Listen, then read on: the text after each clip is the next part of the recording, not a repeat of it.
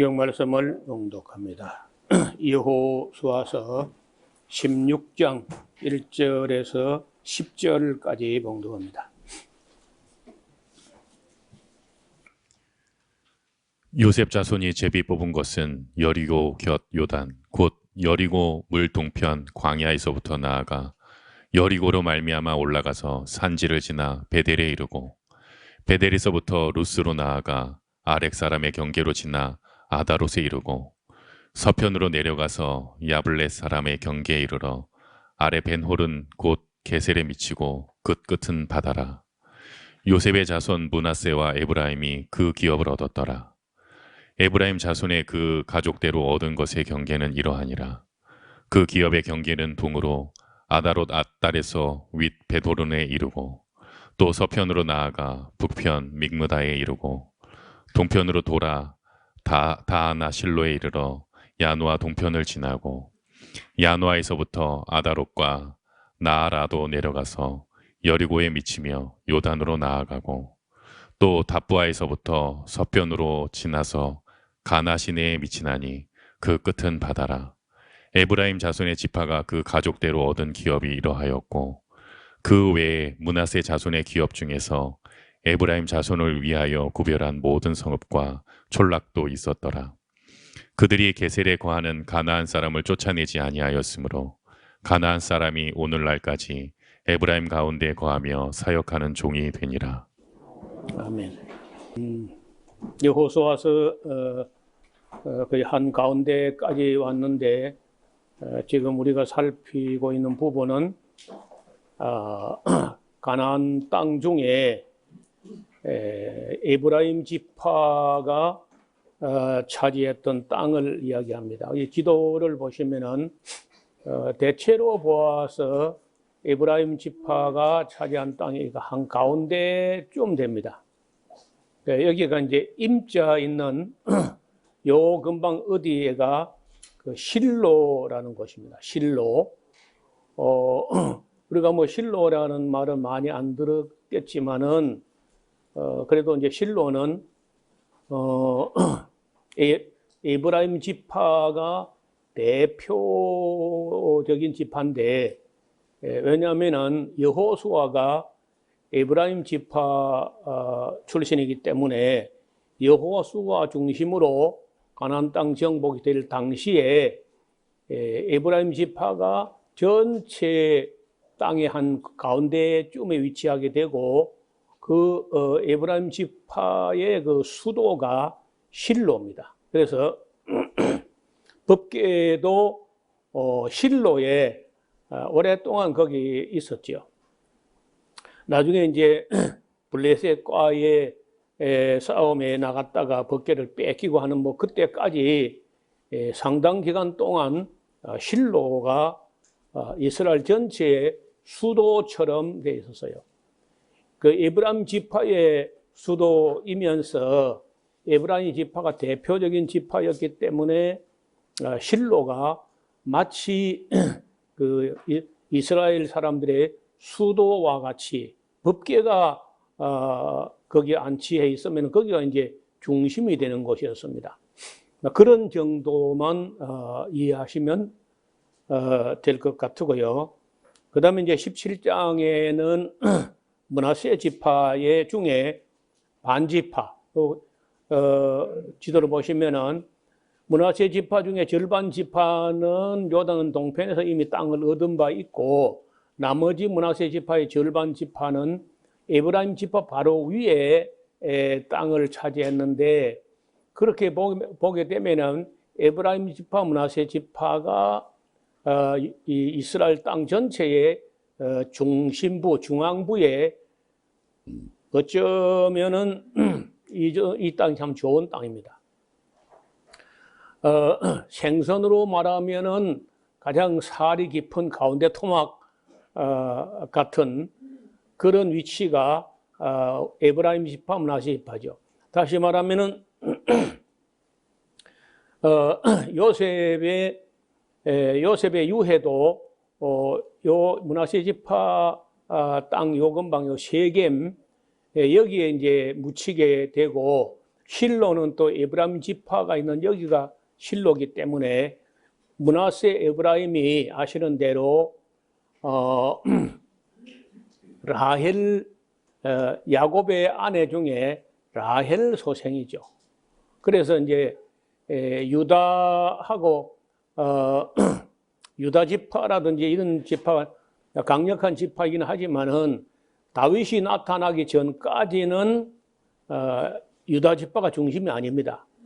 다윗이 나타난 이후부터 이제 유다 지파가 중심이 되고 그 이전까지는 그래도 여전히 그 여호수아의 후광이 비치고 있었기 때문에 에브라임 지파, 므낫세 지파가 거의 중심이라고 할 수 있겠습니다. 자, 여러분 우리가 우리 여기 사는 지금 현재 여기 있는 분들은 일제 강점기도 안 거쳤고 안 겪었고 거의 다 뭐 있었다 하도 너무 어려서 잘 모를 때고 6.25 전쟁도 뭐 그 참상 위에 우리가 태어났지 저는 3살 때 6.25를 겪었으니까 겪었어도 잘 몰라요. 그런데 그 이전 세계 제가 일부러 이제 그 35년이라는 만화로 된 역사책을 읽으면서 그 어떻게 일본 사람들이 그렇게 악할 수가 있는지 모르겠어요. 아니 뭐 다른 나라도 역사에 어떤 나라 지배를 받거나 하면은 그럼 비참할 수가 있죠. 그런데 일본 사람들은 좀 특심한 것 같아요. 그렇게 할 수가 없어요.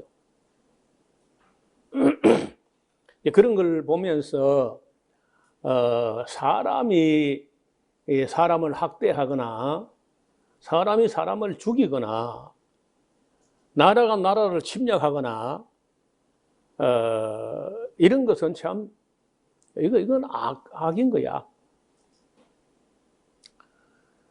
자, 이제 우리가 하나님의 뜻을 쫓아서 가나안 땅 사람들이 너무너무 악하기 때문에 하나님 보시기에 더 이상 봐줄 수가 없는 두고 볼 수가 없는 그런 정도가 돼 가지고 이스라엘 백성을 보내서 이제 정복하게 하고 혹은 뭐 진멸하거나 추방하거나 그래 하기에는 했지만은 그래도 한번 봐요. 그래도 한번 우리 냉정하게 생각해 보자고. 여러분, 우리나라 사람들이 물적 손해 중에 빈번히 일어나는 일들이 있는데 차량 사고로 인해 가지고 차량 일부가 파손되거나 혹은 뭐 그런 거죠. 제법 물적 손해가 나는데 뭐 몇백만 원에서 적게는 몇십만 원에서 많게는 뭐 몇백만 원 혹은 뭐 몇천만 원까지도 그런 손해가 나죠. 그래도 뭐 그 다음 웬만하면 지금 보험 없이는 차가 안 굴러가기 때문에 보험사가 뭐 제가 볼 때는 거의 한 60, 70%는 보상해 주는 것 같아요. 그렇게 보상을 받을 수 있음에도 불구하고 누가 우리에게 조금 손해를 입히거나 하면은 그 피해자가 뭐 길길이 뛰고 뭐 얼마나 분해하고 뭐 그렇잖아요. 그리고 여러분 지금 살고 있는 집을 가꾸는 그 정성을 한번 생각해 봐. 얼마나 정성을 가지고 가꾸고 쓸고 닦고 아끼고 사랑하고 그렇게 하는데 그 일부나 혹은 절반이나 혹은 전부나 누가 그걸 파손했다 손 쳐봐요. 그거 얼마나 화가 나겠어요. 제가 전쟁을 직접 저는 겪어보지 못했던 그런 세대지만은 간접적으로 우크라이나 사태를 영상으로 가끔 보면서 시리아 내전 사태를 영상으로 보면서 정말 전쟁 나서는 안 되는 거다. 그 너무 비참해. 저 얼마나 억울하고 얼마나 분통 터지고 하겠는가. 그래서 이스라엘 백성들이 하나님 뜻을 쫓아서 그 땅을 정복하고 또 뭐 나누고 했다 손 치더라도 그 정복당하는 팔레스타인 사람들, 가나안 족속, 헷 족속, 브리스, 여부스, 기르가르 이런 그 족속들, 아모리 족속들, 뭐 여부스 족속 그런 입장에서 볼 때는 그 기가 막힐 거 아니에요. 그런데 그런 일들이 지금도 이스라엘 땅에서 벌어지고 있어요. 그 이스라엘 땅이 아닌 곳이고 팔레스타인 사람들이 사는 지역에 이스라엘 사람들이 무력으로 혹은 재력으로 기술로 마구 들고 가가지고 총을 쏘고 미사일 쏘고 해가지고 팔레스타인 사람들이 집을 파손해버리고 거기 장비를 가지고 밀어버리고 거기다 유대인 이스라엘 사람 정착촌을 계속 지금도 만들고 있다고. 계속해서. 그래서 억울하고 서러우면은 이민을 가든지 팔레스타인 떠나든지 뭐 알아서 하라는 거예요.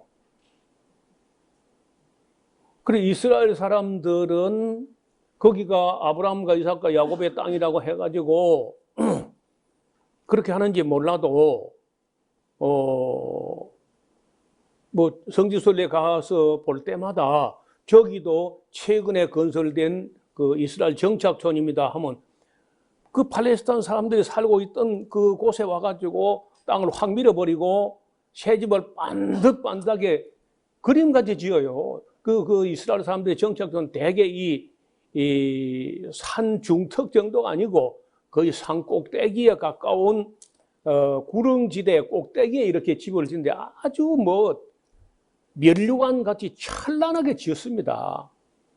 팔레스타인 사람들은 그 가난한 가운데 어렵사리 집을 꾸려 나오다가 그 이스라엘 사람들에게 다 터전을 뺏기고 밀려나버리고 쫓겨나버리고 이렇게 하는 거예요. 그런데 거기에 대해서 뭐 아무도 이스라엘 사람들 잘못하고 있다 이렇게 말하는 사람은 없어요. 지구상에서. 그래서 저는 이 여호수아서를 볼 때 우리가 뭐 그때 레위기 16장이나 20장에 보면은 그 가나안 사람들이 얼마나 악한지 지구상에서 존재해서는 안 될 그런 악한 종자들이야. 그래서 이제 여호수아를 보내가지고 이제 싹 쓸어버리고 그렇게 하긴 하지만은 그래도 사람이 살다가 그래도 정성으로 가꾸던 삶의 터전 자체를 다 뺏긴다고 하는 것은요, 그 좀 기가 막히는 겁니다.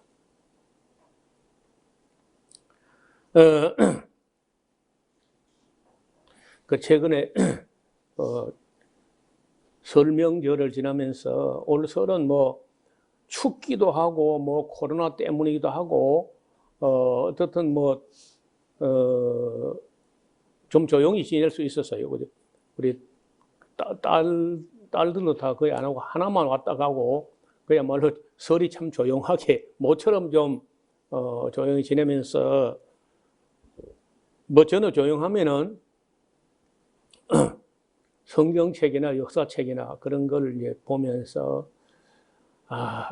역사라는 게 너무 많고 너무 길고 그 읽어야 할 책은 너무 많고 인생은 너무 짧고 그런 것 같아요. 그래서 읽으면서 무엇을 느끼고 깨닫느냐 하면은 내 생각이 내가 알고 있었던 그런 생각들이 하나하나 잘못된 게 들통나는 겁니다. 역사를 공부하면요, 끝없이 내가 잘못 알고 있었구나. 이런 게 끝도 한도 없어요. 그래서 그것이 이게 정말 사실인가 하고 또 다시 또 돌아보고 또 읽어보고 또 해보면은 역시 내가 잘못 알고 있었구나. 여러분, 이게 소득이죠. 여러분, 내가 잘못 알고 있던 게 어떤 노력이나 어떤 독서나 어떤 연구를 통해 가지고 내가 잘못 알고 있던 게 하나씩 깨지고 벗겨 나가고 이게 교정되고 하는 이게 우리 성장이거든요. 그게 발전이고 성장이에요. 그래 하려면은 나는 아직도 시간이 부족한 거예요. 너무 읽어야 될 부분이 많고 그게 어떻게 읽다 보면요 또 읽어야 될 게 또 나오고 이게 끝도 한도 없는 것 같아요.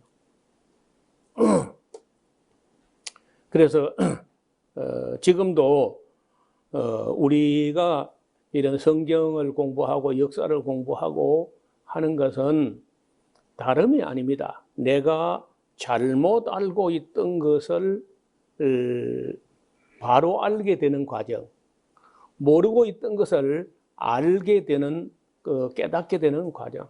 이게 기쁨이거든. 여러분, 그 여행을 왜 합니까?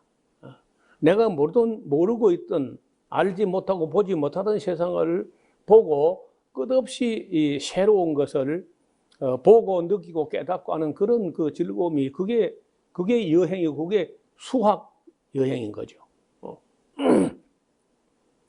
우리가 성경을 읽을 때도 옛날에 읽었던 것이라도 또 읽으면 또 내가 잘못 알고 있던 잘못 읽었던 게 또 다시 발견되면서 하나씩 고쳐져 나가면서 우리 생각이 바로 세워지고 바로 세워져 하는 거예요.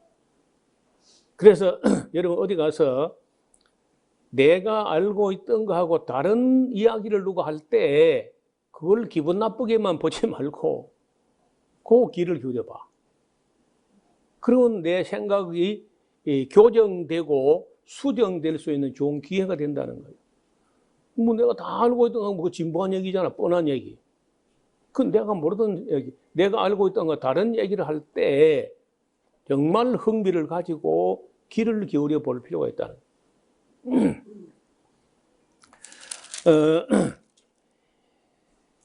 이 므낫세 자손들 이야기는 뭐 별로 길게 쓰지 않았습니다. 18장을 보면요. 다른 뭐 7지파 이야기를 간단하게 씁니다. 그러니까 요셉 지파, 다시 말해 에브라임 지파, 므낫세 지파, 또 유다 지파 이런 지파 이야기는 제법 좀 지면을 할애해가지고 쓰고 다른 지파에 대해서는 간단하게 써요. 18장 이하에는 보면요, 이 18장 11절에 베냐민 지파가 차지한 땅을 간단하게 쓰는데 여기 지도를 보시면은 여기가 베냐민 지파 땅이 여기도 또 좋은 땅인 거예요. 이게 아시는 대로 이 베냐민도 그 라헬 소생이기 때문에 그런지 여기 또 중요시해 가지고 좋은 땅을 차지하게 하는데 좋은 땅인데 문제는 좋은 땅이기 때문에 거기 버티고 거기가 어디냐면 예루살렘인데 그 예루살렘 그 근방이 좋은 땅이고 높은 땅이기 때문에 센 놈들이 여부수 족속이 그 차지하고 있는 거예요. 그게 제일 좋은 땅을 얻긴 했는데 거기 버티고 있는 놈들이 너무 센 놈들이야. 여부수 족속 가장 강력해가 이거 베냐민 지파는 약한 지파인데 400년 그날 이후 400년 동안 또 자체의 힘으로는 주었는데도 누리지 못해요. 다윗이 나중에 여부수 족속을 다윗이 정복할 때까지 베냐민 지파는 여부수 족속의 눈치를 보느라고 겹방설에 자기들이 할 땅 받은 땅이지만은 마치 무슨 셋집 살듯이 그렇게 살았어요. 베냐민 지파. 그리고 이제 19장에 보면요. 시몬 지파는 유다 지파 땅 아래쪽에 맨 아래쪽으로 땅을 차지하게 됩니다.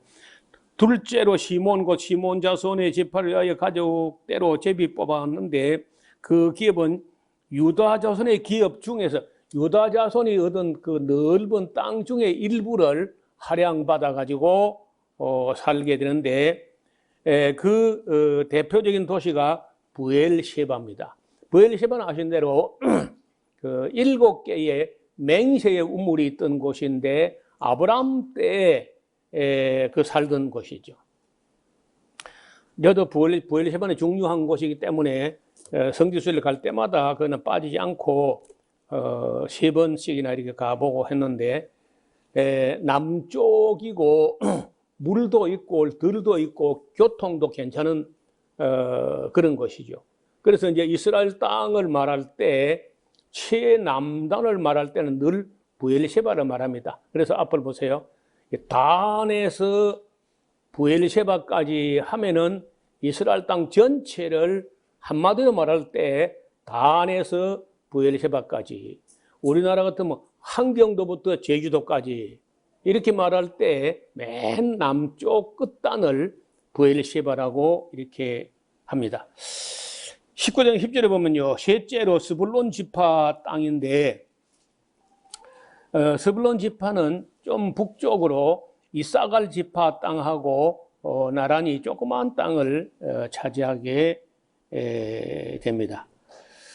그리고 이제 19장 17절에 이사갈 지파 땅도 스불론하고 나란히 붙어 있는 땅이에요. 거기는 이제 이스라엘 땅이 있어가지고 굉장히 좋은 평야가 있습니다. 소위 말해서 아마겟돈 평야라고 하르 무기또 앞에 비옥한 정말 기름이 잘잘 흐르는 그런 땅이 포함되어 있어요. 거기 유명한 수넴도 거기 있고 그 경계는 다볼산까지 이어지게 됩니다. 그 다음 이제 24절에 보면요, 다섯째로 아셀 자손이 얻은 땅인데 갈멜산에까지 미치는 이 아셀 땅이, 지도를 보세요. 요 땅이 이제 아셀 땅이에요. 요 갈멜산 여기 있고 이렇게 요렇게가 아셀 지파의 땅입니다. 32절에 보면요, 여섯째로 납달리 지파는 이제 단 지파 바로 밑에 땅인데 갈릴리 호수 북서편 땅이죠. 갈릴리 호수 북서편 땅으로 이게 이제 납달리 땅이라고 하는 것입니다. 그 스불론 땅과 납달리 땅 하면은요, 오랑캐 제일 많이 내려오는 땅이었어요. 단 지파가 이리 오기 전까지는요, 여기가 제일 북단이 됩니다. 단 지파가 오게 되면서 북단이 닫아지게 되지만은 단 지파는 나중에 사사시대 끝 무렵에 여기 있던 단 지파가 아모리 족속의 등설에 못 견뎌가지고 이 땅을 이동해 가서 이쪽으로 가거든요. 그래서 이 단 지파가 나중에 이 북끝 땅이 되는데, 이들이 오기 전까지만 해도 스불론 지파 납달리 땅은요, 사망의 그늘진 땅인 거야. 항상 오랑캐가 와서 침략해 오는 그런, 오랑캐는 언제나 북쪽에서 내려오죠. 배가 고프니까, 추우니까. 이게 납달리 땅, 스불론 땅. 그런데 이제 이렇게 사망의 그늘진 땅이라고 하는 스불론 땅, 납달리 땅인데 여기가 아시는 대로 갈릴리 지역이거든요. 이 지역에 빛이 비치도다 이런 말이 있어요. 거기도 그런데도 우리 속담에 쥐구멍에도 빛들 날이 있다는 말이 있듯이 스불론 땅과 납달리 땅에도 빛들 날이 있다. 빛이 비치는 날이 올 것이다. 이런 말인데 나중에 알고 보니까 메시아가, 예수님께서 그 갈릴리 쪽에 와서 사역을 하신다는 거죠. 이제 그리고 나면은 땅 나누기는 뭐 거의 대체로 다 정리가 됩니다. 자, 이렇게 우리가 땅을 쭉 분배하게 됐는데, 지난 시간에 조금 말씀드렸습니다만은 땅을 분배받은 것만 중요한 게 아니라 땅도 뭐 땅도 이제 정복하는 것도 쉬운 일이 아니죠. 가나안 족속들이 다 만만한 족속들이 아니기 때문에 그 아주 실크로드가 이렇게 와가지고 이 두 갈래로 내려가는데 이렇게 해변길로 비아 마리스라는 이 해변길 따라가는 무역로가 있고 그 다음에 이쪽에 이제 산지 능선을 따라서 이렇게 가는 그 길이 있습니다. 어떻든 애굽하고 이쪽으로는 이제 바벨론, 메소포타미아 문명하고 이쪽에 애굽 나일강 문명의 이 다리와 같은 그런 그 교통의 요충지이기 때문에 다시 말하면 그 큰 길이 지나가는 무역로 연변에 사는 족속이기 때문에 그 만만치 않은 족속입니다. 길가 족속들이요 뺀질뺀질해요. 우리가 지금은 좀 전혀 분위기 달라졌는데 옛날에 한 3, 40년 제가 이게 원지 땅에 온 게 82년도에 왔는데 그 82년도 그 이전만 해도 원지라는 곳이요 아주 뺀질뺀질한 곳이라. 거기 장승도 거기 갖다 세워놓으면 3년만 있으면 걸어간다 그런 말이 있어요. 그리고 이 함양 못 가서 그 수동이라는 곳이 있는데 거기도 참 그 많은 교통이 교차되는 그런 곳인데 그 뺀질뺀질해요. 그런 그 큰 길이 지나가는 그쪽에는 사람들이 닳고 닳아가지고 그 만만치 않은 그런 사람들을 이스라엘 백성들이 와서 그 40년 동안 어마어마한 그 소식을 듣게 해가지고 간담이 서늘하게 해가지고 또 하나님이 함께 해서 여호수아와 함께 한 6년 넘어 전쟁을 해가지고 이걸 다 정복을 한 거죠. 그리고는 이제 제비를 어떻게 뽑았다는 건지 모르겠어요. 땅을 이래 다니면서 그려가지고 그러니까 그때는 지도 같은 거는 없고 성읍을 세는 거야 나름대로. 그래가지고 대충 그려가지고 제비를 뽑았다 그래요. 어떻든 이것이 여호수아가 권력을 가지고 어느 지파는 어디로 가라 이렇게 마구잡이를 한 게 아니고 시비를 없애는 거는요 제비 뽑는 거야. 시시비비를 없애는 길이 제비를 뽑는데 어떻든 제비를 뽑았는데 거기 해당됐으니까 누구 원망도 할 수 없는 거야. 자기 손으로 제비를 뽑으니까. 그렇게 보면은 제가 보기로는요 유다 지파나 시몬 지파 땅은 글쎄 그 나름대로 또 장점도 있지만은 너무 덥고 풀이 안 자라고 그리고 황무지가 많고 광야라는 빈들이 너무 많고 그런 땅이에요. 반면에 이 갈릴리 호수 근방의 이 땅은 오랑캐가 많이 내려오는 그런 면은 있지만은 기후대가 좋고 강수량이 1년에 1000mm 정도 오니까 농사 지을 만한 땅인 거예요. 그래서 이제 대체로 장단점이 있기는 합니다. 그러나 이제 제가 볼 때 단지파 같은 땅은 그렇게 좋은 땅일 수도 있죠. 그러나 아모리 족속이 너무 강력하고 블레셋 족속이 바로 연접해 있기 때문에 단지파 같이 약한 지파로서는 여기서 배겨내기 어려웠을 거다 하는 생각은 들어요. 그래가지고 이제 한 지파가요, 한 가정이 이사를 간다는 것도 쉽지 않은데, 한 지파가 그 몽땅 싸가지고, 이동해가지고, 다른 땅에 가서 틀을 잡는다는 건 쉬운 일이 아니거든요. 어떻든 그래도 이 단 지파가 이쪽으로 올라간 거는 잘 했다고 봐요.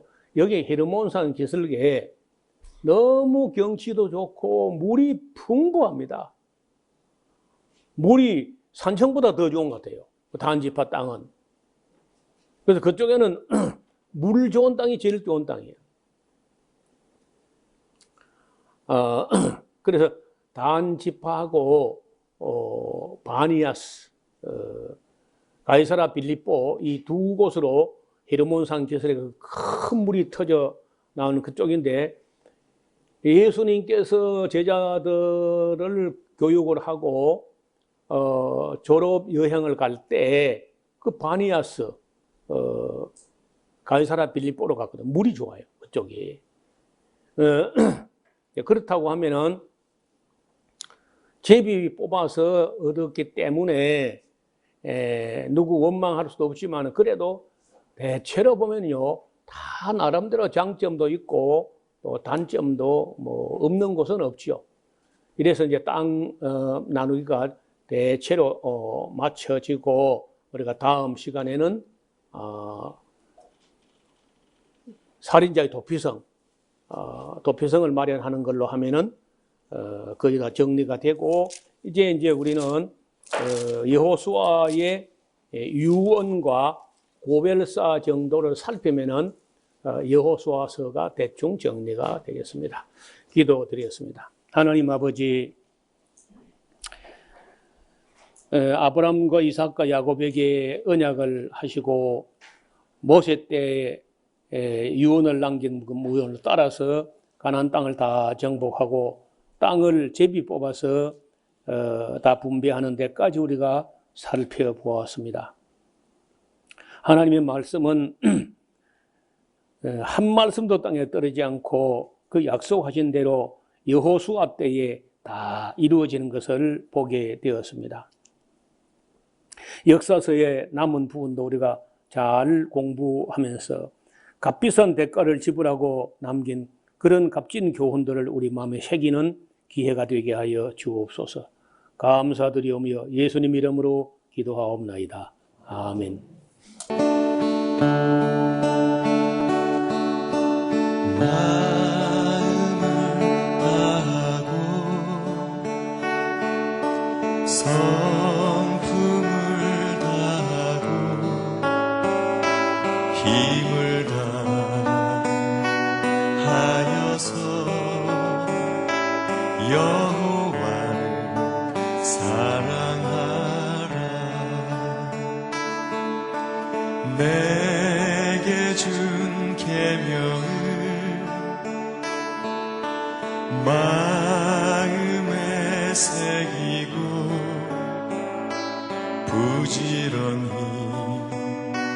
부지런히 이웃에게 전하여라. 그러면 내가 짓지 않은 큰 집을 주리라. 내가 심지 않은 과실을 먹게 하리라.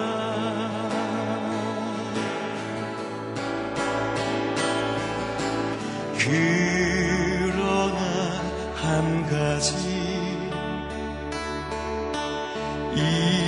잊지는 말아라. 죄인 된